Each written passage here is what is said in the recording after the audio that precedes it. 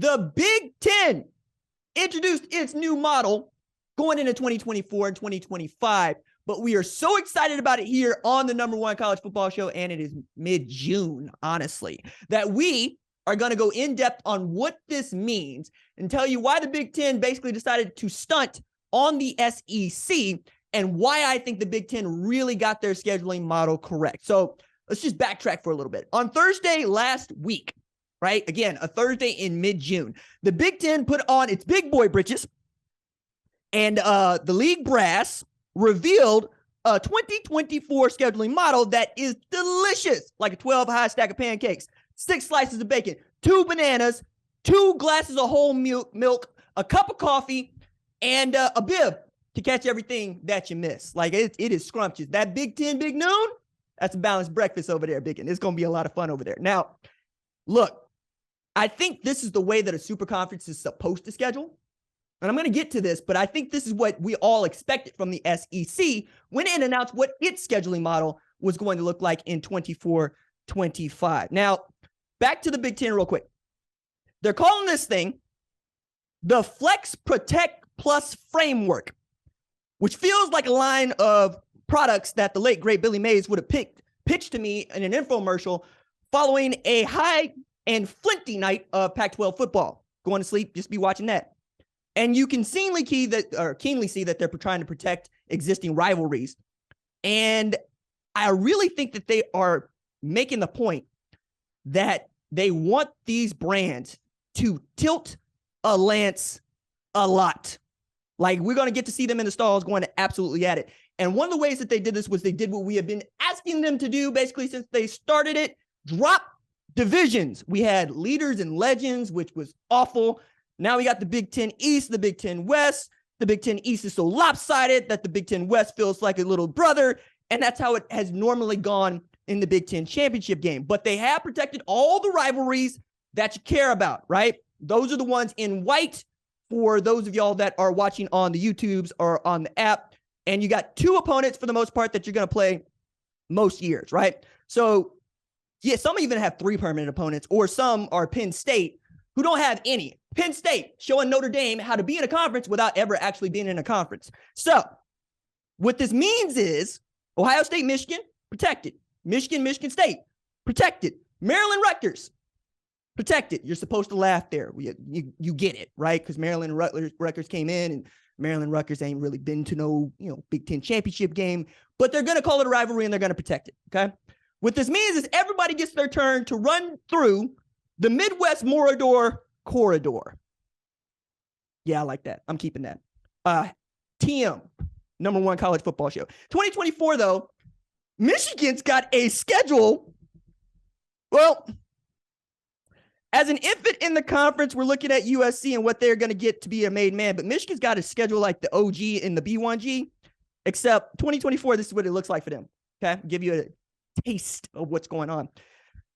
They're going to play at Ohio State, at USC, perhaps give UCLA the coldest welcome to the Midwest at the Big House. I really want that game to be at night in November, but since they're probably not going to play that game at night, I can at least hope that it'll be played in November so that LA can get all this cold that I got when I was there. My goodness, it was cold in Ann Arbor.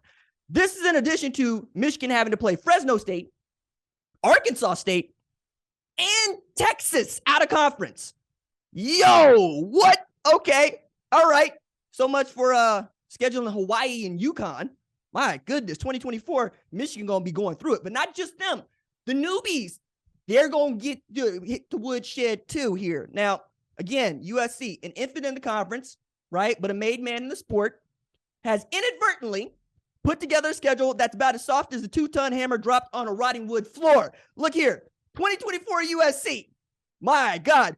The dance doubles as a 4-month-long kumite for the Trojans. LSU in Vegas, San Jose State, Notre Dame, Michigan, Illinois, Iowa, Wisconsin, all at home or neutral. And then you're at Maryland, you're at Northwestern, you're at Penn State, you're at Purdue, and you're at UCLA. Now, the order laid out here is going to change for obvious reasons, but the difficulty is stuck on all Madden and you can't run from this, USC. You want to be the last FBS program in history to never play an FCS opponent? Cool. This is what's going to await you year in and year out. Won't be too long till I expect to see a Tennessee State on y'all's schedule too. Now, this is true for everybody, right? Since we got this realignment out of, that home office in Chicago. And as I wrote in a roundtable for FoxSports.com in May, Nebraska needs Matt Rule to get a move on because, well, they're about to really run into a buzzsaw in 2025. Now, first you got Matt Rule having to rebuild Nebraska into something resembling what was the early 2000s Nebraska and hope to build something like the 90s Nebraska. But, you're talking about watching Purdue and Northwestern having played in the Big Ten championship game, in the case of Northwestern twice, but Nebraska never once getting there, coming out of what I've already said was a weaker side of the conference in the Big Ten West. And really, that's been the bugaboo for the Huskers. They can actually win games against most Big Ten East opponents. It's the Big Ten West where I think they're like 500, where they've really had a problem. Can't beat Minnesota, can't beat Illinois, can't beat Northwestern, can't beat Purdue. Down the list we go here, Wisconsin. Now, what's wild, though, is rather than try to give the Huskers a break, Chicago decided, Nebraska, somebody got to hold all these L's. Somebody got to have the schedule of schedules. Like, we're going to be talking about this schedule, if it breaks that right. We're going to be talking about that schedule all year.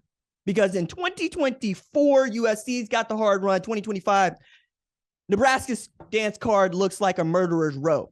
And since we're here, and I'm a historian, you got to know that Murderer's Row was a set of adjoining cells in New York's Hall of Justice, a.k.a. the Tombs, and it predated the Civil War, and it's actually where they kept all the murderers in the prison in New York, hence Murderer's Row. So before the doggone Yankees became the 1927 Yankees, who were Murderer's Row, we actually had a Murderer's Row, which is another way of saying, have you ever played Doom Eternal and try to run all the way through?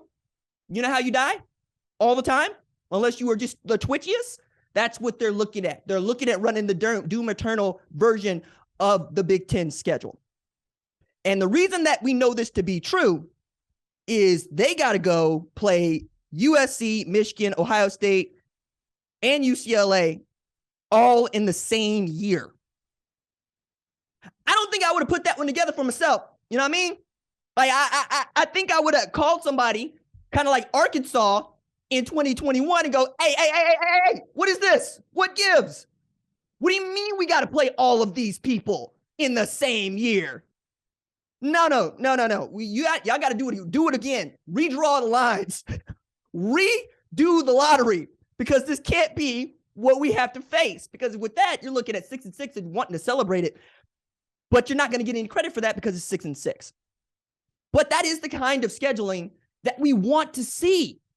Like, the Big Ten actually operated like they got a television property they got to take care of. Like, they got to have casuals watching the teams play to get people involved. Like, it almost matters that you want to see not just Michigan, Ohio State, but Michigan, UCLA, Ohio State, and USC. You want to see if USC can go up to Madison, Wisconsin in November and hold their own. Cool.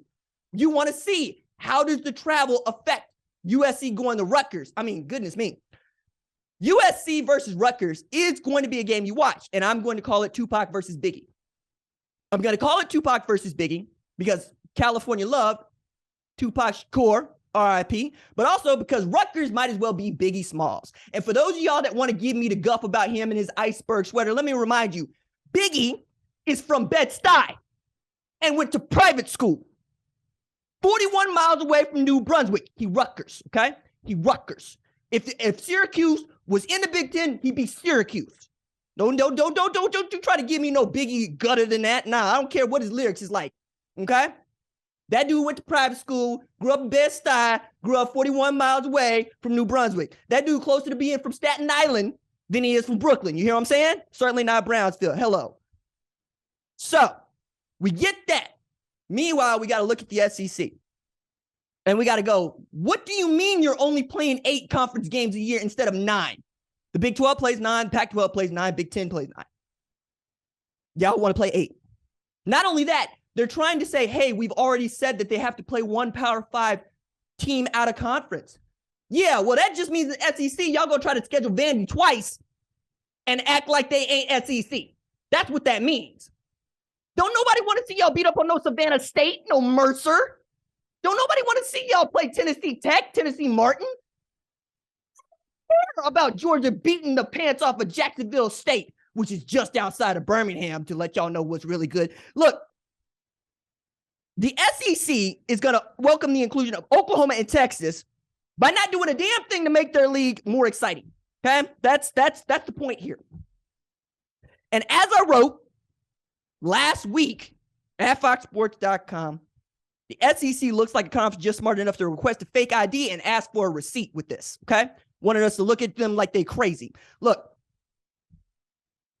I don't care about your legion of fans playing against crappy 6-6 teams or trying to get to 5-7 so you can get a bowl game with a good APR score, okay?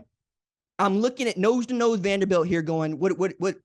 Y'all can't make them play everybody, but you can make Georgia not play everybody?